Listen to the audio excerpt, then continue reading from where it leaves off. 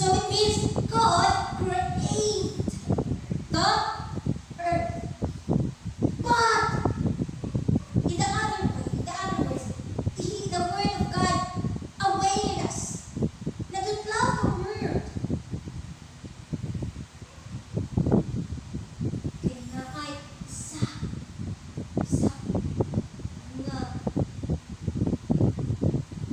wala ang meaning. Amen. Hello? Hi. Amen.